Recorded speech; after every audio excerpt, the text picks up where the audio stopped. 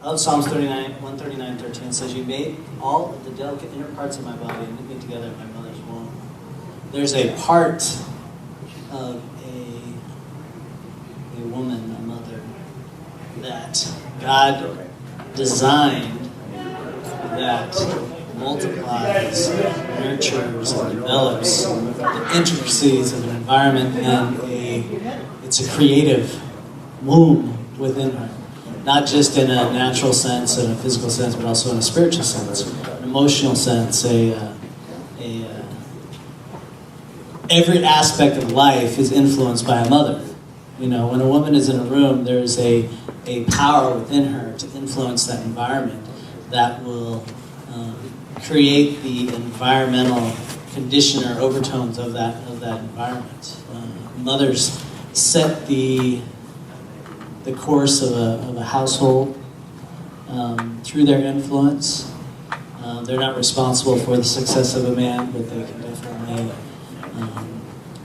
multiply and influence the success of a man, as well as hinder it based on how they see themselves.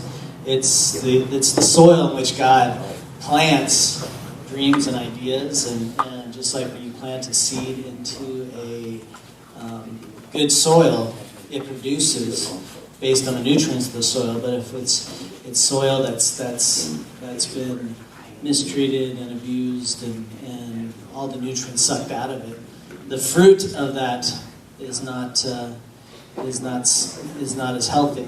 Whether you're looking at corn or wheat or any kind of natural soil, and in farming, the same thing happens spiritually within a household.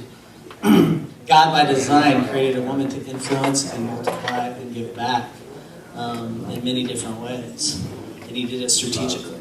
And I think when we got the revelation of honor in our household, we understood that just by simply honoring a woman in her place and who she is and who her gift is, that the soil begins to produce in a different light.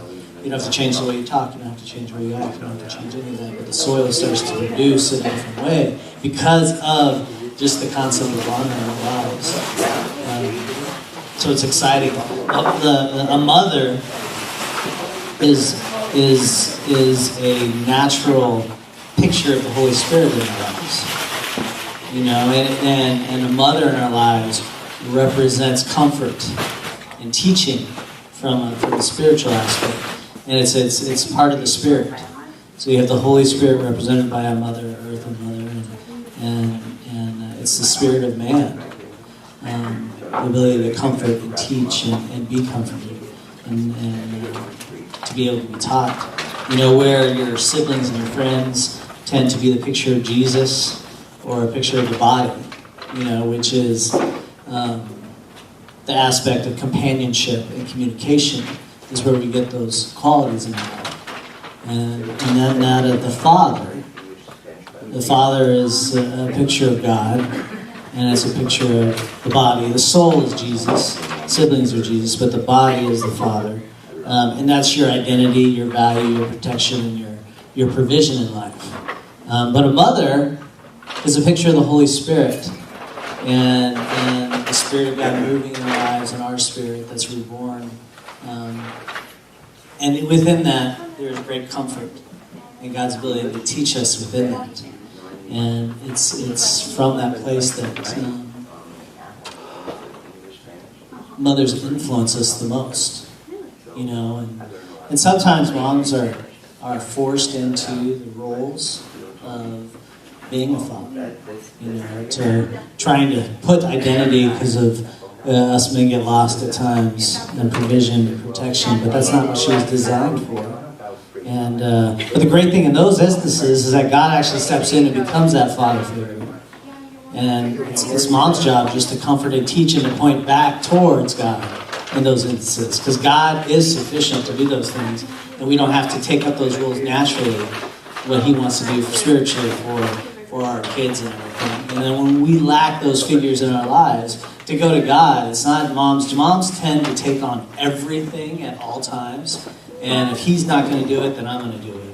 If I'm going to be all things for all people at all times, I think is the way moms look at it at times.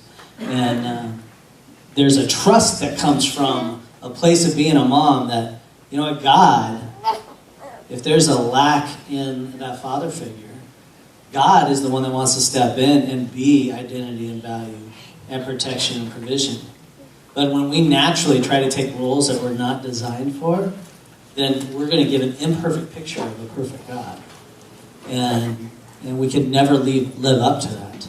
I could never be what Lina is to my kids, but I can point them back to a God that can be exactly what they need at that time. Does that make sense? Yeah, and I think this is the part where the role as the mom, or even the role as the dad, if there's a single dad who takes on both responsibility, where it becomes heavy.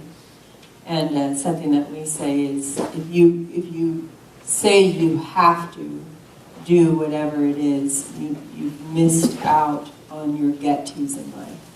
Right? Because everything that we do for the other person should be, I get to do this. This is where your focus is back on Father God, kind of what Gado had shared earlier today. Your identity is this way and not on the abilities of what you do and don't do. So regardless of whether it's a couple or it's, you yourself running the household, your life should be full of get-tos because you are pulling from Father God, who does step in as your daddy and then has already given you the gift of the Holy Spirit, which is the mom, So now you have that in your life, and that's the direction that you get to pull from. Amen.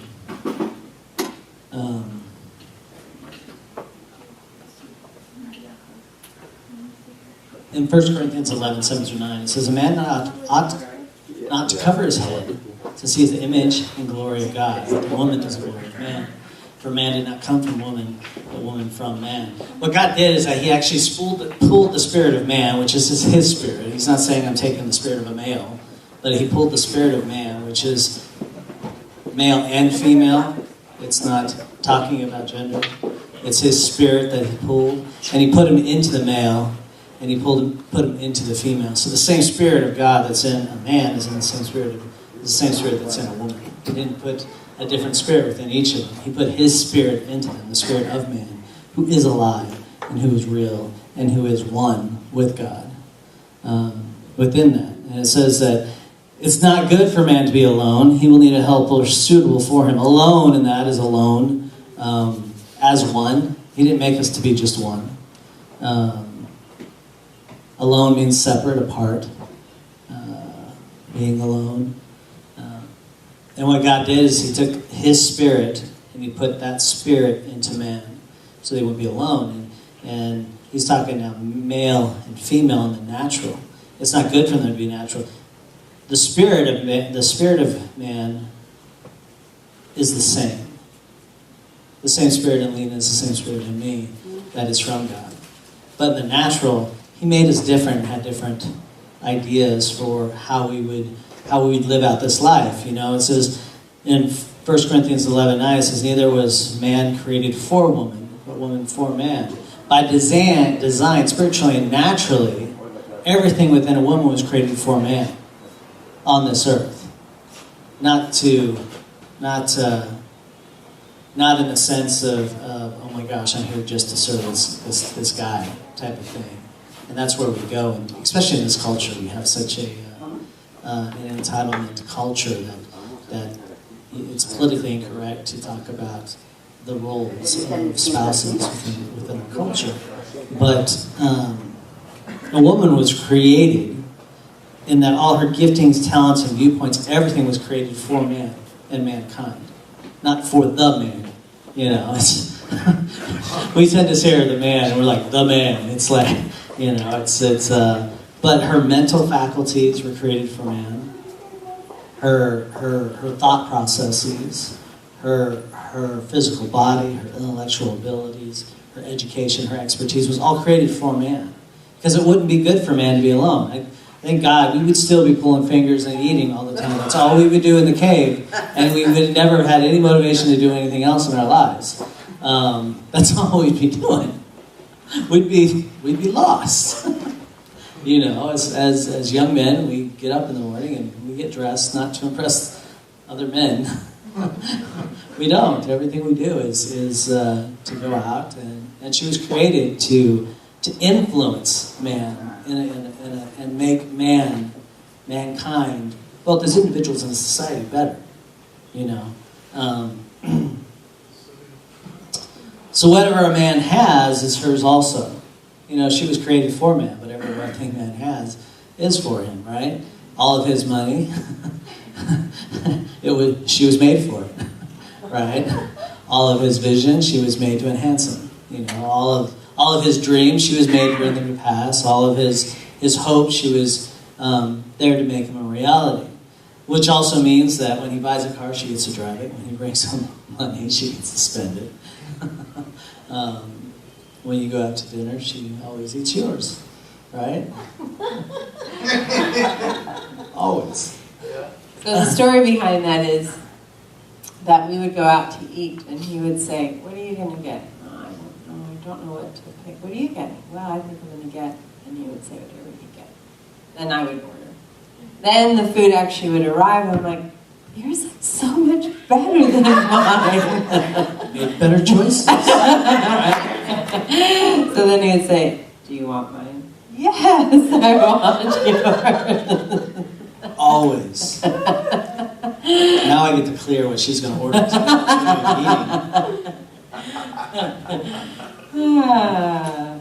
Well, you just said, what's yours yes, is mine.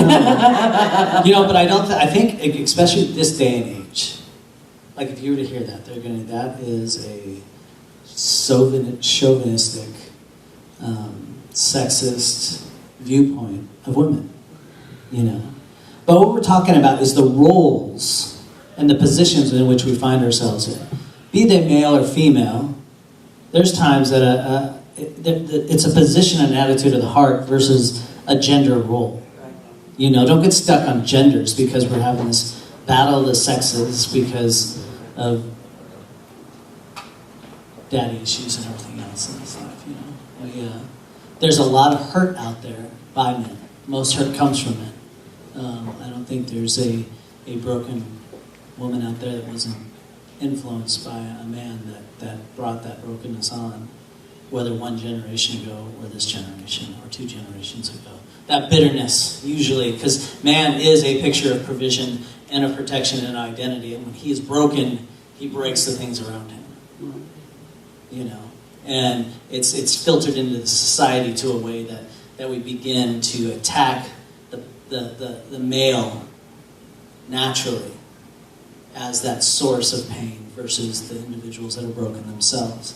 And it's almost politically incorrect to talk about how we fit together, you know. Lina was not designed to just serve me in any capacity.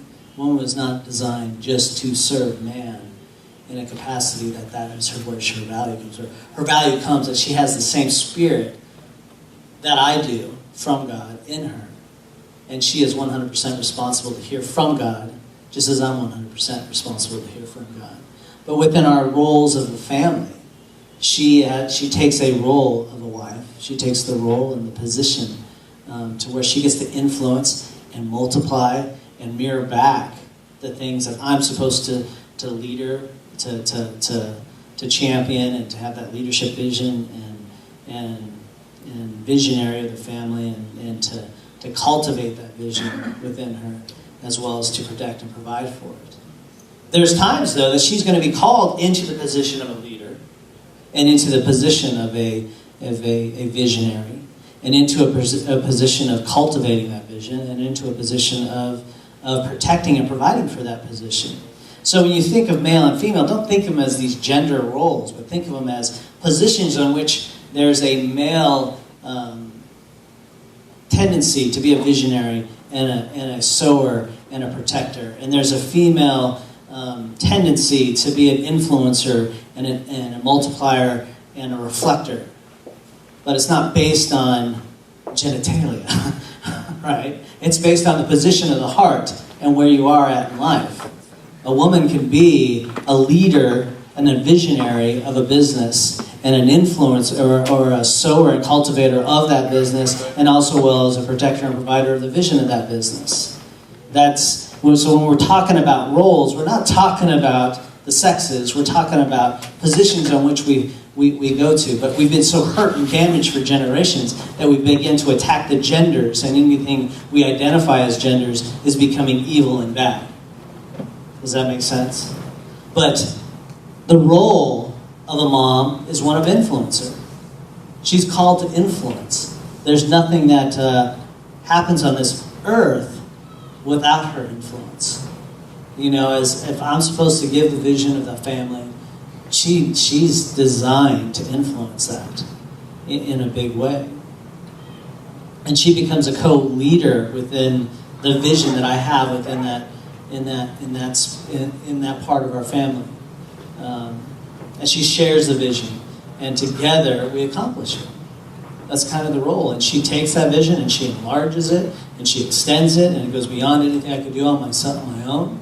And it makes my leadership more effective within the household, because that's how we've found and defined our roles within our household. It doesn't mean that every woman has to fit the same exact roles. And we're not talking about sexual gender. We're talking about positions in which we find ourselves.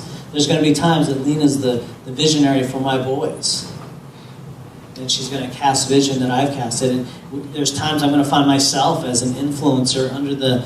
I could find myself under the vision of a female that is in the position of a leader. And she's in the position of casting vision. I'm going to find myself, well, I'm here to influence. And then she's there to cultivate that vision, and I'm there to make it bigger. And she's there to protect it, and I'm there to reflect it. You know, so it's not the...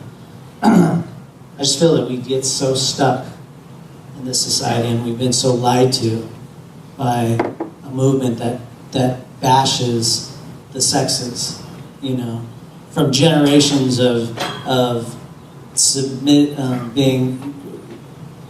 taking women and making them submissive in a wrong aspect, to where the pendulum has gone to the other way, where it's male is bad, you know. It's because you're male, you're privileged. I don't feel like we've started to attack the very fabric of how we operate and live our lives. I think it goes a little bit, again, to what Grado had taught this morning, and if you miss that, you'll get that in the next service. But, you know, when we operate out of the comparison, you know, of what one mother does and runs her household, or perhaps how that person has a husband that does everything, and my husband does, I don't know what he does, right? We sit in a place of comparison, and we tend to categorize and generalize the gender. We miss the opportunity of really tapping into the spirit, which that's really where I believe that we're called, is to, and I've heard Pastor Ben talk about this a lot, is it's the heart. You know, when you opened up service, I don't know why this just came up, but when he opened up service, he really touched on, there's really no one set order. We're here in the house of God, period. So how it shows up, we're gonna do this together, and you use the word family. And I think that when it comes to our spiritual walk, whether it's motherhood, fatherhood, whether it's, you know, marriage, whatever it is, if we can look at our spirits, we then can be at a place of rest and enjoy that moment, because then there's no comparison. You know, how my mother-in-law does her parenting or her role as a woman is not how I do mine, but I definitely learn and glean and grow from how she does, because I'm looking at her spirit. I grow from her spirit a lot, actually. You know, I am who I am today, a big portion of it because of her tenderness, because she's tapped into the Holy Spirit way before she met me, right? Before we were into each other's lives, she tapped into the Holy Spirit. And believe it or not, that's what drew me to her, me not even knowing it, right? So I'm able to say, you know, I mean, I can say this because we have a great relationship, but if I looked in the natural, I probably would go, I don't know that I want to parent the way she parented, right? Because there was no guidelines, there was no borderline. I mean, we can go into stories, but... I had a lot of freedom. It was great. But her spirit is what spoke the loudest to me. That is what gave me, gave me a sense of purpose. Gave me a sense of purpose of who I'm called to be. No, we don't have to even say those words to each other. You just know in the spirit, right? Yeah, you just know. So I think back to the gender thing, if that's where we fall, and it is unfortunate, like Sean has said, society has so misconstructed that we do go to the gender. Well, if this is how he operates, then we're going to generalize all men to operate the same way. Or if you can go to the other side. If you have one gentleman that you see does everything right, then I'm expecting all men to do everything right, right? And that's just, the spirit is the spirit, period. That's where we should be at. If you're stuck on the gender thing, think of it as a giver and a receiver. You're either in a position of a giver or a position of a receiver. You know, if you take it to the physical, the man gives and she receives, and a baby comes out. There's roles that we give and receive. We give and receive vision. We can both be givers and receivers at different times. The hardest thing for a man is to become a receiver. It's not natural for him. Like, how do I become the bride? You know, if we're the bride of Christ, how do I put on the dress? That's not cool. I'm not supposed to put on the dress. How am I supposed to be the ones wearing the dress here? But if I don't put on the dress, then I don't receive from God. Right? Because He's the one supposed to be giving me vision and the leadership of my life. And then I'm supposed to influence it. You know, He's supposed to cultivate that in me, and I'm supposed to increase it. He's supposed to be the one that provides and protects for that vision, and I'm the one supposed to be a reflection of it. But if I don't know how to put on the dress, then how do I receive? So get over the genders and get into the positions of receiving and giving. And how do those dynamics go in and out, weave in and out of every relationship we're in? There's times we're going to receive from our kids. And there's times that we need to give to our kids. There's going to be times that we need to receive from our spouse, and there's times when we're going to be able to give to our spouses. So even though it's a male and gender positions, it's really the position of a receiver and a giver. So get over the parts of our society that is so anti being what you were created to be, and own the gift of giving and receiving. Because really it takes two for fulfillment. 1 Corinthians 11:11 says, "In the Lord, however, a woman is not independent of man, nor is man independent of woman. For as a woman came from man, also a man is born of a woman. But everything comes from God." You know, we can't do it independently. It just doesn't work that way. You know, and the thing in us is God He's the same in man and woman. And they're exactly the same. The message says neither man nor woman can go it alone or claim priority. Man was created first as a beautiful shining reflection of God. That is true. But the head on a woman's body clearly outshines the beauty of the head on her head, her husband. The first woman came from a man, true, but ever since then, every man comes from a woman. And since virtually everything comes from God anyway, let's quit going through these who's first routines. Right? And that's exactly where we are as a society right now. It's like, no, it's, I can do what a man can do. And we get so lost in this battle of the sexes, and it's just own the giving and receiving that we're supposed to be in, the position we're supposed to be in at the time. There's a lot of ignorance in there.